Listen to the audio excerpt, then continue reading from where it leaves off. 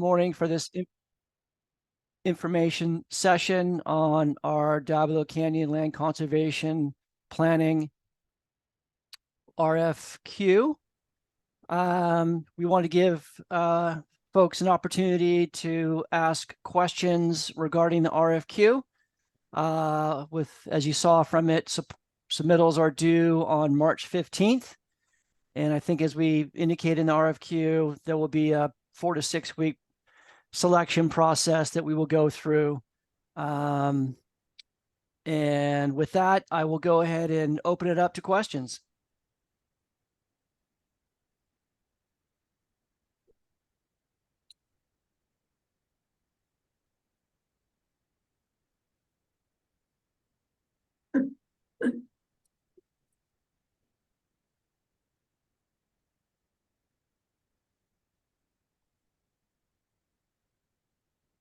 Does anybody have a question?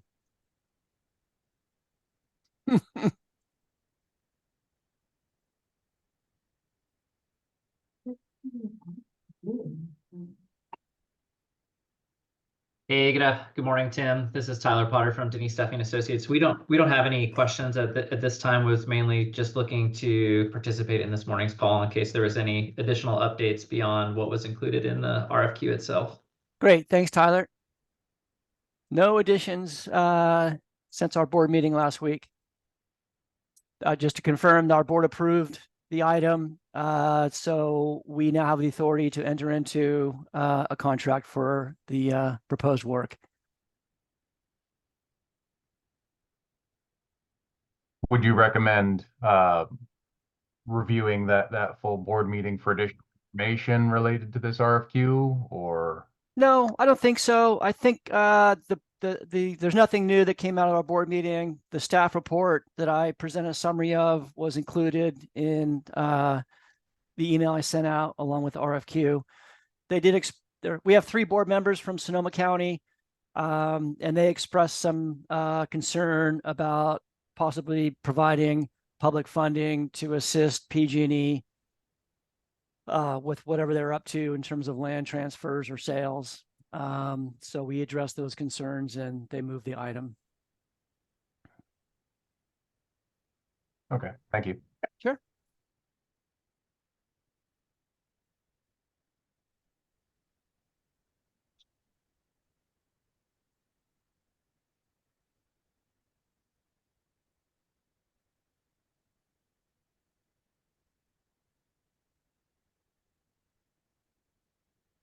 Anybody else?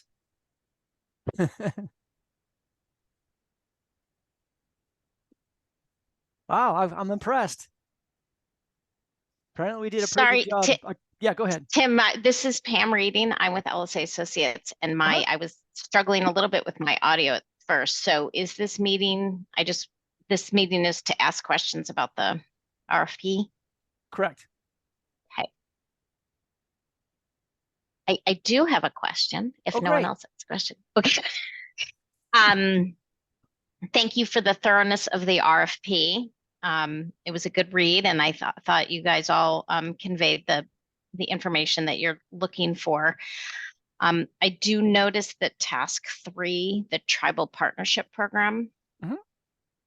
I just want to be extra sure that you are not looking for a consultant to bring on their own tribal consultant, but that would be something that once the contract is awarded, we would work with the State Coastal Conservancy to bring someone on board, or maybe the State Coastal Conservancy has someone already in mind. I just want to make sure we're responsive to the proposal and that you're not expecting us to bring a separate sub on in addition to someone the Coastal Conservancy wants to work with.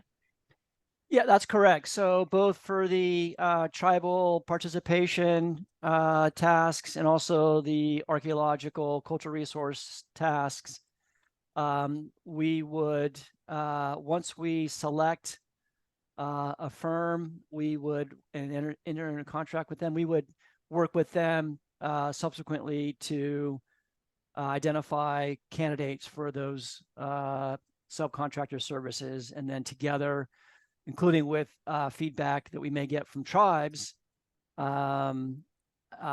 approve those sub-consultants. And you're welcome. Yeah, just to answer questions. If you have ideas, we're definitely will be open to ideas. So you could, in your proposal, address candidates that you have in mind for those two tasks. But yeah, the ultimate selection of those sub-consultants will happen together after we enter into a contract. And we did that in response to feedback from tribes that had specific concerns about consultants that would lead the tribal engagement / participation task. As Understood. Well as cultural resources task. Yeah. Similarly, task 9, the Wild Cherry Canyon property transfer planning. I noticed that that will involve some appraisal, title review, perhaps some legal work. And in looking at the minimum qualifications, I didn't necessarily see that the Coastal Conservancy is looking for any legal support, or is not looking for the team to have legal support or appraisal support. I didn't know if you're interested in having a team in the same way, recommend anybody we think might be suitable for the position, or does the Coastal Conservancy have people in-house that they were looking to do that appraisal / legal work? You're welcome to suggest sub-consultants. We have a lot of experience in land acquisition and appraisal review. We don't typically prepare appraisals ourselves, so we'll be looking at our consultant team to do that. But we have a lot of expertise here in at least reviewing appraisals, and then we can share. I think when the time is, once we get into the project, so the state specifications for appraisals is kind of standard yellow book requirements. There are some nuances here and there, but yeah, we'd be working together on that. We have some legal and staff expertise on that. Perfect. Thank you.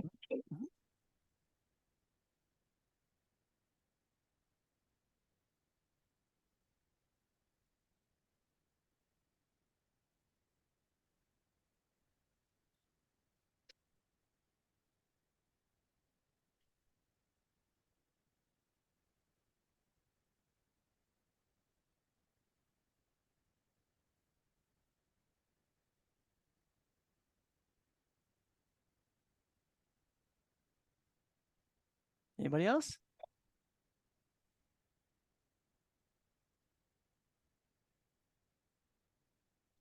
Well, it's great to see all of you express interest in learning more about the RFQ. And I don't think we have any information here that we need to post to our website coming out of this. I'll check with my information officer to see. We said in the RFQ that we would post weekly kind of updates to questions.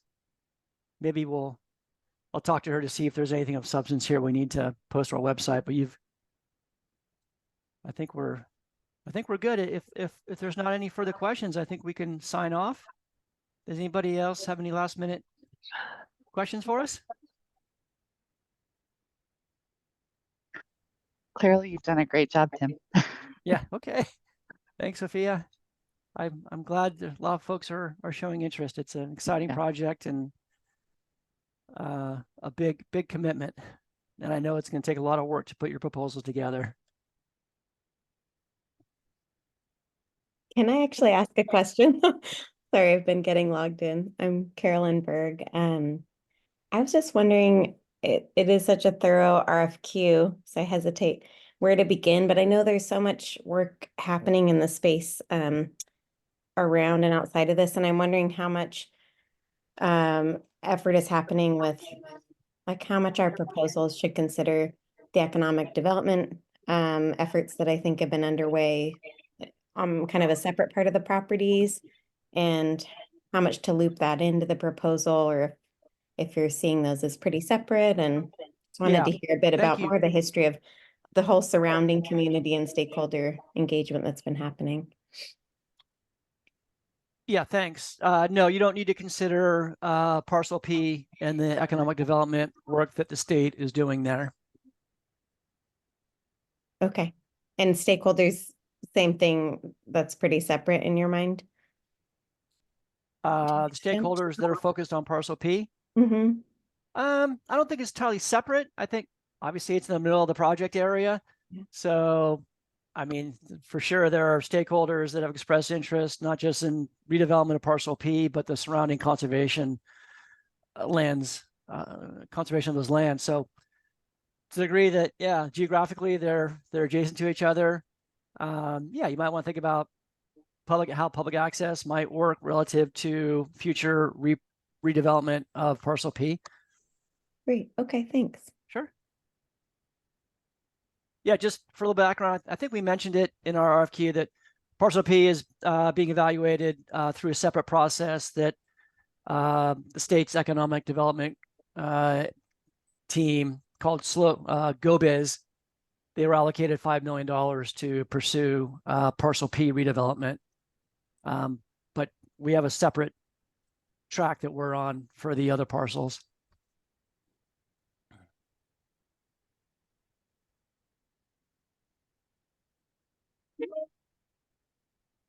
Hi, my name's Shira Eilenberg. I'm with LSA. I have a quick question regarding the 3% minimum DVBE preference. Is there a evaluation criteria, I guess percentage allocated to that, and is there a formal GFE that's required or anything around that? Is that simply a preference for the Conservancy? Yeah, we have a mandate to provide that 3% for our work. So we would put a priority on proposals that include that. Okay. And I believe there's a state list, if I'm correct, of DVBE state listed firms. Okay, there's no formal good faith effort required. Should we be able to attain that percentage with one of our sub-consultants? The documentation, that kind of Say it thing. again? I said there's no documentation for a good faith effort that's required. I'm not sure. I'll have to ask my attorney that. Is there something in the RFQ that talks about good faith effort?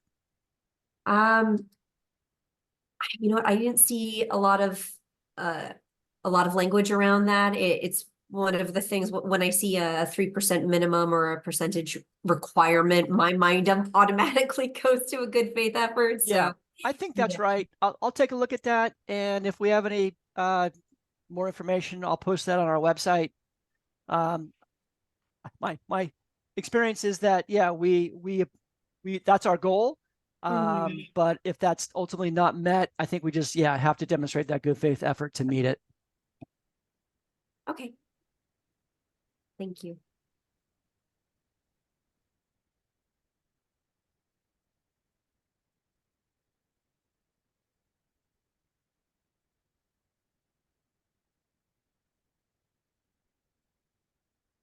As I mentioned, I think right before everybody came on board, you're welcome to review our board meeting from last week. I don't think there's any new information there. I did give an update to our board while we were in San Luis Obispo on November 30. That's also available, but there's really nothing there's nothing there beyond what's in the staff report that we included in our RFQ email. I think that provides kind of the bulk of the background.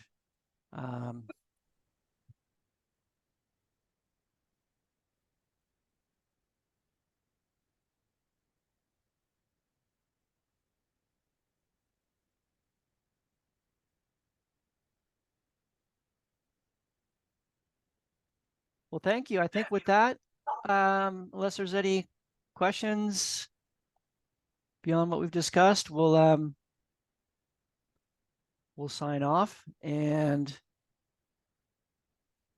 post information about the DVBE good faith information on our website. I'll circle back with our attorney and make sure we've got that clarified. Thank you. With that, anybody Are we all good, or are we missing, does someone want to ask a question before we sign off? A lot of quiet. Yeah, well, day after a long weekend.